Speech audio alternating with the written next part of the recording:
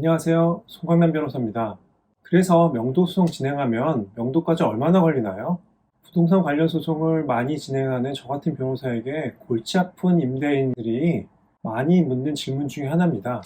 임대차 계약이 종료하거나 계약이 해지가 되면요. 대부분의 임차인들은 임의로 건물을 비워줍니다. 하지만 간혹 시세보다 매우 저렴한 경우나 아니면은 이사할 비용조차 없는 그런 임차인들은 안 나가고 버티는 경우들이 간혹 있습니다. 이때 건축주들이 가장 먼저 하는 질문들은 임대차 계약이 종료됐고 임차인이 불법 점유하는 것이니까 문을 따고 들어가서 짐을 치우면 안 되나요? 하고 저한테 물어보는 겁니다. 이러한 질문의 대답은 당연히 아니요입니다. 우리나라 민법은 임대차 기간이 종료했어도 점유권을 인정하기 때문에 문을 따고 들어가는 것은 주거 침입죄나 건조물 침입죄가 됩니다. 그렇기 때문에 절대로 해서는 안 되는 행동입니다. 우리나라에서는 오직 국가만이 강제 집행을 할 수 있고 4인 간의 강제 집행을 허용하고 있지 않습니다. 이렇게 말씀드리고 나면은 그럼 명도소송을 진행할 수밖에 없네요. 그래서 명도소송 진행하면 건물 인도까지는 얼마나 걸리나요? 이러한 질문들을 가장 많이 합니다. 이 질문에 저는 보통 6개월에서 1년 정도 걸리고요.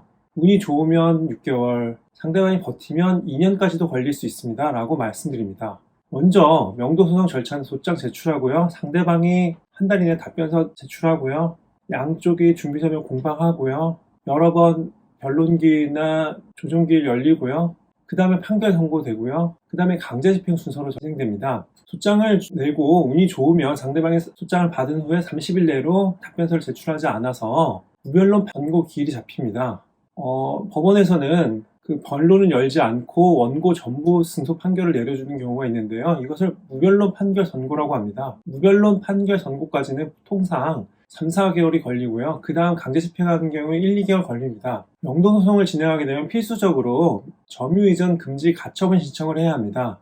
점유이전 금지 가처분은 본안소송이 끝날 때까지 임차인에게 점유를 다른 사람에게 넘겨주지 말라고 법원이 명령을 내리는 것입니다. 점유이전 금지 가처분이 없으면 본안소송 중에 임차인이 점유를 다른 사람에게 넘기는 경우에 그 명도소송에 승소를 하게 돼도 점유를 인교받은 사람에게 강제 집행을 할 수 없게 됩니다. 본안소송 명도소송의 판결물이 휴지 조각이 돼버리는 겁니다. 그렇기 때문에 저는 명도소송을 진행하면 필수적으로 점유이전 가처분 신청을 합니다. 또한 다수의 임차인들이 본안소송 소장을 받고 점유이전 금지 가처분 명령을 받게 되면 건물주가 되게 강하게 나오는구나, 건물주가 대충 넘어가진 않겠구나, 변호사 비용이나 소송 비용을 물게 되겠구나, 이런 생각을 하면서 임대인에게 곧 나가겠다는 연락을 하게 됩니다. 이때 빨리 나가면 변호사 비용을 늘리지 않겠다, 이렇게 말을 하면 쉽게 명도가 되기도 합니다. 명도 소송이 오래 걸리는 것을 보면 첫 번째로 건물 일부에 대해서 임차한 경우가 그렇습니다. 이 경우에는 꼭 지적 감정을 해야 합니다. 임차한 부분이 특정돼야 재판부도 판결을 내릴 수가 있고 집행할 수가 있기 때문입니다.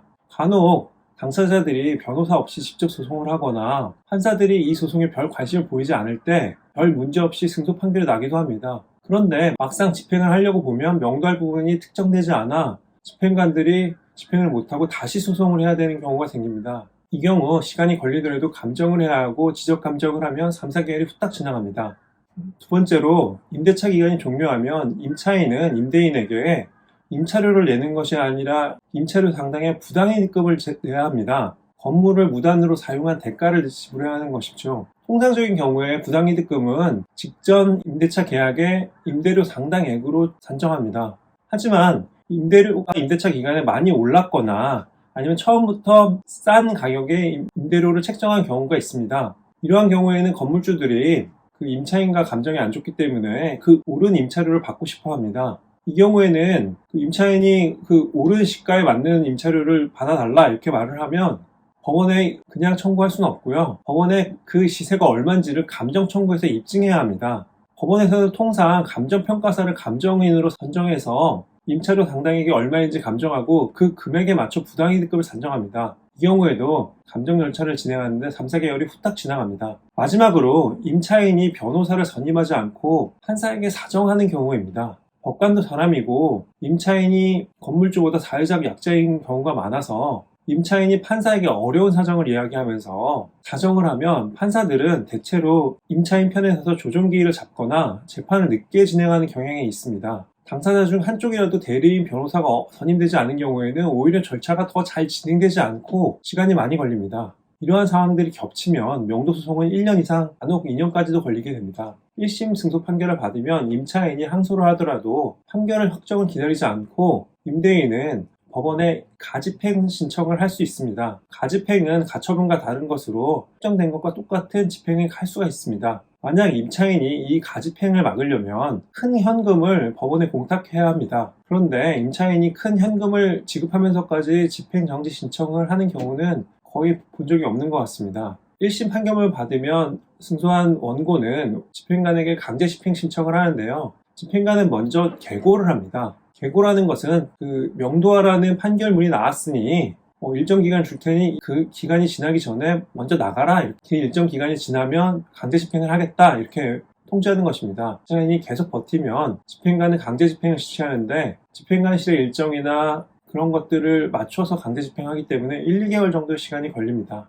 이제까지 건설 전문 변호사 송강남이었습니다. 감사합니다.